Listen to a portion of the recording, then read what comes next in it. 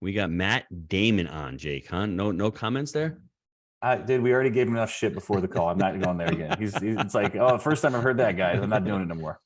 It's true. There was a lot of shit given, but I think one thing that you'll find, guys, as we go through this presentation is exactly what Ryan Bosia said. It's lifelong friends and partners, and it's dreaming bigger. That's the one thing that, if there's any takeaways from my experience joining Jake and Gino, that's certainly part of it. Is everyone able to see the screen all right? Yes, sir. Sweet. Let me see if I get this thing to disappear up top. No, you got it good. You're good. Okay. Sweet. So like they said, guys, my name is Matt Damon. I'm based out of Boston, Massachusetts. I've been in the residential space now for almost 4 years. I develop luxury properties in and around Boston, new construction, high-end rehabs. Prior to joining Jake and Gino, I had 4 apartments under my belt. Was looking to grow a portfolio. And we'll get into some of the details behind that, but we had about, I don't know, probably $5 or $6 million in assets under management. Over the last 3 years, we've had about $30 million. We built up a $5 million rental portfolio. And through the Jake and Gino community, I met my business partner, Anthony. So Anthony, introduce yourself, my friend. Thank you, sir. So I joined Jake and Gino about 1.5 years ago, or just after MM4. I interviewed with our boy Scott, who's on the call, and shortly after that, I knew it was the right move to join. So I was building up my own little small portfolio. At the time, I had 12 units, and I joined Jake and Gino and just slowly added to that. I manage myself. I have 22 units. I manage myself, so that's why the cash flow is so high on that. I get $15K per month on cash flow. And I know, Jake, I know you want to call BS, but I got the numbers to prove it, man. So well, it's a different strategy. I'm not calling BS. It's fantastic. It's just, we got a little bit more overhead, I think, to deal with, unfortunately, here with their team. So and Anthony and Matt, you guys started a podcast as well, didn't you? We did. Yeah, we launched the Money Tree Show in January, and it's been a really fun experience getting to bring folks onto and have conversations and learn from their experience. I think we've probably benefited the most, Anthony and I. Yeah. 100%. Would you just trying to get on the show. I'm like, can I get a, an invite? I get an invite, huh? We gotta, we're still perfecting it. We're waiting. That's what they all say. Then I hear crickets forever, Gino, but it's all good. Let me ask you guys a question. Would you have done that if you hadn't joined the community? Seriously, is that something that would have even been in the realm of possibility if you had not joined the community? Because that's a big step. That's a great place to start building your brand that we talk about in the community. Great place to start raising capital. I mean, where did the idea come from to start the show? Came from Matt, and I absolutely would not have done it if I didn't join Jake and Gino. I mean, I wouldn't have partnered if I didn't join Jake and Gino. I was looking, I had that I'm a mentality, Gino, like you're talking about. I had my small units I was collecting, and I still like them. They still cash flow well, but I met Matt, and you meet so many people. And they talk about, different partnerships, and you see the ones that are in partnerships, they're the happier one. They're the ones they're getting more done. They're enjoying the job more. So no, Matt brought the podcast to me, and I reluctantly said, all right, fine, let's do it. That's sort of like the Jake and Gino relationship. Jake brings something over to me. I'm like, dude, not another thing, not again. And I'm like, okay, I guess we'll do it. And it always turns out to be a good idea. So just keep wearing them down, Matt. Eventually just say yes to everything. That's how it goes. There you go. All right, let's jump in. So I think the question is, why did we join Jake and Gino? And I think all of us have limiting beliefs. And when I think about myself, I was definitely active in the residential space, doing multiple transactions a month and, really growing that side of it. But the idea of stepping beyond 4 units into that, what we consider commercial real estate, just scared me. I didn't know what to expect. I knew nothing about it. And so I truly lacked confidence to pursue those larger deals. The idea of jumping into a 20, a 30, a 40 unit deal sounded crazy to me. It just didn't have the skills for it at that time. Anthony and I are actively working on a 39 unit portfolio right now. Right. We would never have been doing that, I think, if we had not joined Jake and Gino, almost 2 years ago. And Matt, what I like about your story also is you don't have to go out and buy 150 and 200 unit apartment complexes. You're in a market where the price per door is a little bit higher. You're in Massachusetts, but that's okay. Your boots on the ground. You have a team out there, and you can still make it work really well with these assets that are a little bit smaller. They're closer, so you can asset manage a lot easier. You know the valuations. You're comfortable in your backyard. So that's why I wanted to share your story, because everyone out there is like, oh, I got to go big. I've got to buy my own deals. You don't have to go big. You can start smaller and you can stay in your backyard. And then if you guys after 2 or 3 years decide to pivot and go, hey, I want to go down the Sun Belt, you can do that as well. But I love how you guys have started and you're just progressing from the 4 units to the 8 units. Now you're looking at 39 units. So congratulations to you guys. And that was partially the community. Remember me and Matt, we were saying, where are we going to go? We're going to go to South Carolina. We're going to go to Florida. And then at one of the events, we finally, I think it was Buy Right, I was like, Matt, let's just do Worcester. Let's do your neighborhood. You're right there. Construction. I'll just sit there and hammer the phones on finding deals. And it turned out to actually be a great market. It's a somewhat untapped. It's not everyone's combing over that market, and the cash flow is actually better than some of the other areas. Yes, and McDollar Dylan on the chat said, "Hey, drop in the chat box where you guys are all from, what different markets you're from. We'd love to know what city, what state you're from, because it's just great for people to get an idea of where everyone else is from in the different markets." Let's go. Jump. Next one. Let's do this deal. Detroit Metro. Love it. Yeah. All right. So, Here we go. so Anthony, walk us through a little bit about this deal. How did we find this deal? What do the numbers look like?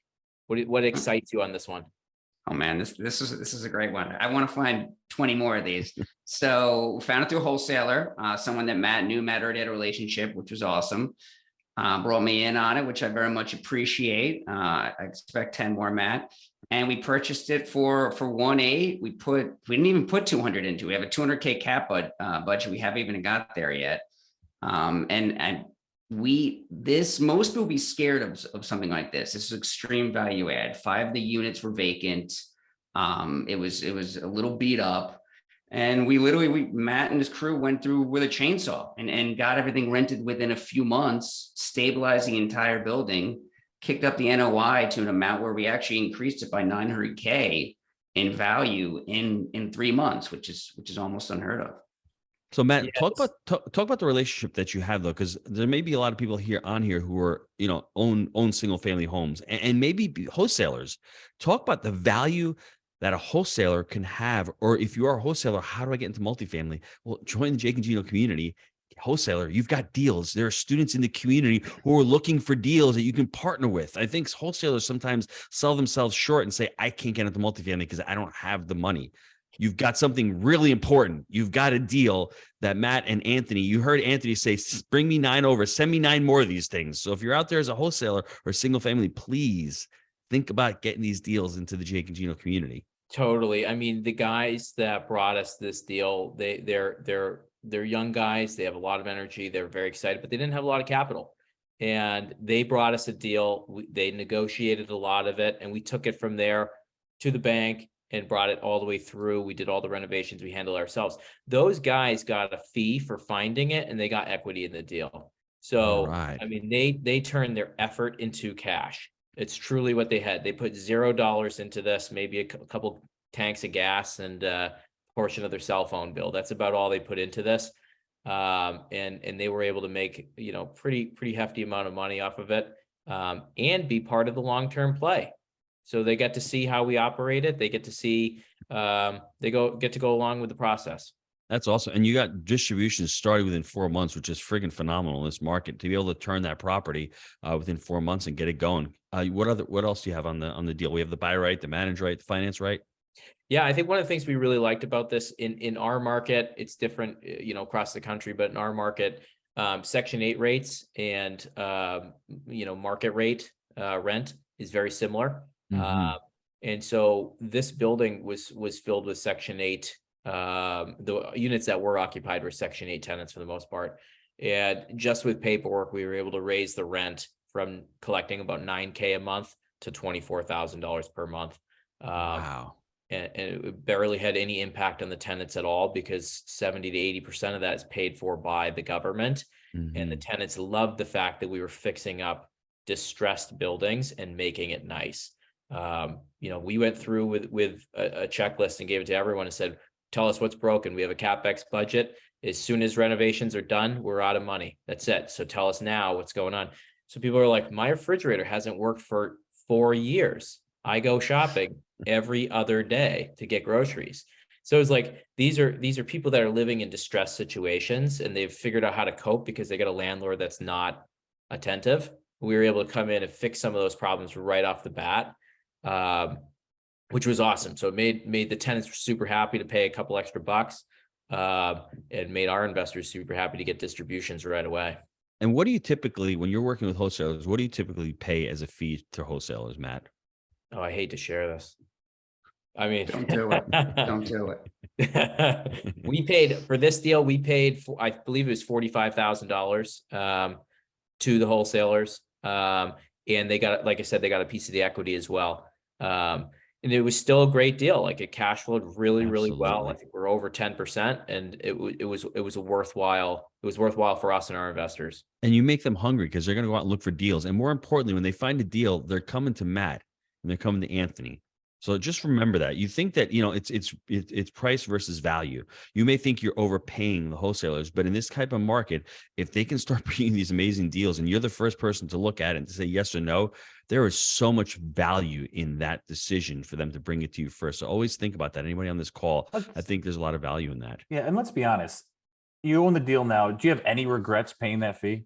No, I was kidding. It was actually, I mean, we could have paid double the fee. It would be fine. And I mean, if they were a community member, I mean, you can bring people deals, and we would have cut them in on more equity if they wanted to do something asset management, or, they wanted to, help us out as it moved forward. So it's, I mean, I feel like there's a lane for everyone. You could be the asset manager, you can be the wholesaler, the deal finder, or, you can be the one who's finding the capital as well.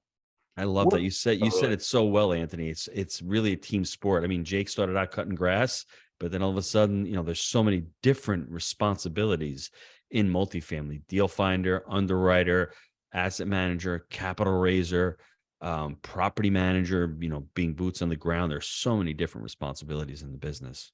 Well said. Yeah. And go ahead, Matt. Oh, I was going to say, Gino, and to your point, this is actually the second deal that we've closed with these wholesalers. We bought, originally started with 7 units. Then it went to this 13 unit deal. And now the 39 units that we were just talking about was brought by the same group of guys, right? So it truly is a relationship that's continued to grow and so forth. We'll see if we could close the 39 units. As long as it's a good deal, we'll pursue it. Excellent. Yeah, I was going to get you guys' opinion too, because we're having a lot of fun in this market, in all honesty. And I know there's like a lot of this kind of noise out there. What are your guys' thoughts? Are you guys aggressive right now? You enjoying it, or what are your thoughts on the current marketplace? Yeah. Oh, heck yeah. I think it's before owners wouldn't take your call. They weren't looking to negotiate. This 13 unit we bought, the gentleman, he's 80 years old. He's a salty Irishman, and he's got 300 more units. And I call him every few weeks just to chat. I love it. And there's a ton of those guys out there. I met another older owner at a diner last week, and it's actually, the conversations are fun. Besides trying to grab a deal, it's just a more open, the owners are more open. It's still 100%. The broker deals are still, not as where they need to be, but direct to owner conversations are much better than they used to be. Well, it's so interesting too, because the amount of investors has pulled back tremendously. So the amount of people chasing the same thing that you are has pulled back drastically. And the owners are more willing to deal. And so for me, like, I love it. But it's like all this noise I hear out there. I'm like, guys, are we living in the same world right now? So it's incredible to see. It's a great point there. So we have any more slides left, Matt? Yeah, we do. We have a couple more. So nice, guys. It looks great. I think one of the other, thank you.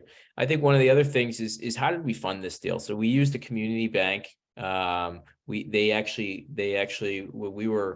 we brought them the deal, we asked them for the $200,000 of capital, CapEx. And they gave it to us. So it was on a draw process. So basically they signed us up for a 10-year, 6% note that was amortized over 25 years. They brought us the capital to renovate the building. So it wasn't something we had to pull from investors. and it's 5 years fixed. So it kind of gets us through this rate uncertainty period. Hopefully the rates are pretty much kind of trending downward within 5 years, and that will just increase the amount of cash flow we get later on down the pipe. And if we need to sell it in future, we can still sell it if rates are relatively flat and still make really, really great money. I see in your future rates are going to be at 4.3% in the next 2 years, and you're going to refi this bad boy. You may bring this to agency, and you may have a 30-year AM, get a little 3 years of interest only, and pull out a little bit of more money to go buy the next deal, people. That's what I see. I can feel it. So if this works at 6%, everybody, can you imagine how it works at 4.5 with a 30-year AM? I'm just saying. That's the point though, Gino, is like, if, even if you get a little rate relief in the next 2 years, you're going to be renovating a lot of times in the next year or two anyways. So get an LTC deal, get a loan to cost deal, work it, and then, take your exit when rates have dipped a little bit. So I think that also lends to Peter C says, I have the crystal ball. I don't have the crystal ball. I have the gray hairs to know that that's going to happen, because when the next election comes along, we're going to have to pump the economy up. And guess what? Rates, when they have to pump the economy up and put some money into it. Come on, there's separation between the Fed and the Oval Office. Come on, there's nothing that doesn't happen. Come on, brother. It's just like clockwork. It's like the market cycle. So all I'm saying is don't bank on it. The deal works at 6% today. Sure. It's just that little cherry on top of that ice cream. I can't eat ice cream right now, Jake. It's too many calories for me. But I'm just visualizing it. You got a little bowl of ice cream there, and you're right. And it's you got it at 6%. It works well at 6%. Can you imagine how well Jake's playing air guitar there at 4.5? So we're not buying it for that, but we're just saying to ourselves, hey, this works at 6. Let's keep this at 6. But when that happens, it's just an added benefit. For sure. Sorbet, Gino. Sorbet. Hit me, Mac. What's next? All right. So what's next? So Anthony and I are working on really 3 things, and really it's coming down to deal sourcing. So how do we get the best deals out there? Right now, we a lot of our deals are being brought to, at least our larger deals are being brought to us by wholesalers. We love wholesalers. We love working with wholesalers. We love cutting them checks, because that means that we're going to make money on the back end. So we love that. But, truly at some point, we just want to be a direct to seller, and wholesaler. So if, we could build out a process that we could find some of the best deals out there directly. We're more than happy to do that. We got a track record under our belt, and we're in a place where we can certainly do that. Yeah, and we have a whole Podio set up where we have Podio with this smart dialer with a VA. We had to let the VA go, so we're finding another one, but we have it all set up. There's a system that it's gonna, we're just, as we perfect this thing, it's going to skyrocket. And so that's it's not pie in the sky. We really got this deal sourcing. The direct to seller is on its way to being a full-fledged business on that side. And that's a great transition, going from flipping single family homes, fix and flipping, to buying the 3 unit, to the 4 unit, to the 7 unit, to the 13 unit, now to the 39 unit. So you're seeing the progression going. And as you progression going, you're learning new skills. You're finding more capital in the community. You're possibly finding other partners, equity partners, using wholesalers. So it's just a great story of growth, of saying to yourself, how do I do that? And then you're just figuring it out and just getting out of that comfort zone once again. Yeah, and if we create that machine and we find a 10 unit and we don't like that 10 unit, then we can become the wholesaler. It's there's a few different ways to make money. I mean, I don't think we'll do that forever, but multiple streams of revenue. Love that. Yep. And then the other thing is capital placement. So both Anthony and I, I've done well in the real estate world. Anthony's done well in the business world. And so we're also looking to place capital from both ourselves and from our partners in places where it has really great return on both investment and return on effort. I think that's one thing that gets missed sometimes, is the return on effort piece. So we're being very selective in our deals that we're looking at, because we don't want to get bogged down, make a great return on something, but get bogged down for years working on a project that, isn't the best use of our time. Jake, I smell buy right criteria there. He's talking buy right criteria, and he's talking return on effort. So I love that. Thanks for sharing. You could have one deal in the portfolio that takes up 90% of the time, and nobody wants that. It's a fantastic point. Mm-hmm. And podcasting, you're doing podcasting. I love that. Creating a fun, inspiring place. Yes, that's excellent. The Money Tree Show. If you don't mind a little plug, plug away. Yeah, no, the Money Tree Show with my co-host Matt Damon. So it's check us out, please. It's it's good. And by all means, if anyone wants to be on it, we'll have our contact information at the end. If your criteria meets ours, you can come on board. You get the pass.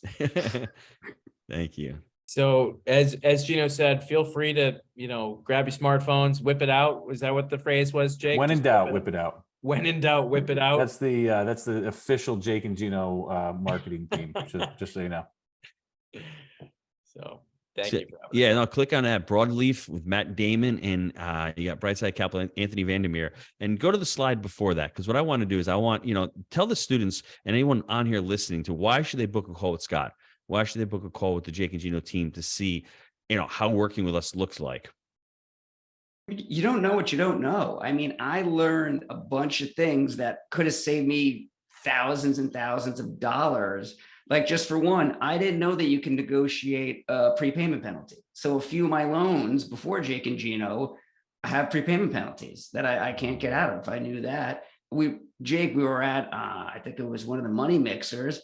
I didn't really know you could, instead of refining, pull money out as a second mortgage. So I did that a few of my properties, and I have a bunch of cash just waiting now. So there's so many different things that you can learn that you might not have known before. That's either going to save you money or make you money. Pro rata guarantors too. We got to get that in there. I think the other piece to that too is like the coaching is just incredible. I think Bill Ham has probably saved us from making countless mistakes from his 4,000 units of experience, where, jumping on a call with some of the coaches, they're like, have you thought about this? Have you thought about that? You start to think through these things and start to analyze this at a different level. You're like, wow, we would have made a really poor decision had we moved forward on that property. Didn't think through that detail. The bigger the deal, the bigger the mistakes can be. So I think that's a huge component of it. I appreciate you pointing that out. Pull out that phone, take that. And this is what we mean when we say whip it out. You guys out there getting your head in the wrong place. We're talking about the cell phones. All right. Guys, thanks for being on. Appreciate it. I know you got out of your comfort zone, Anthony. Thanks for jumping on, Matt. I really appreciate it. But there's more. Thank you so much. We got to hang in there, folks. We got the power couple coming on next. Yes. Not that you guys aren't great, okay? Just saying. The power couple. Thanks, guys.